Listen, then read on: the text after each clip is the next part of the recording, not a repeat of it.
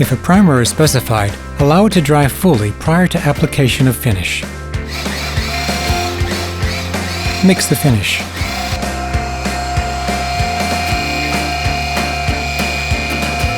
Using a clean stainless steel trowel, apply a coat of the Dryvit finish in a uniform thickness.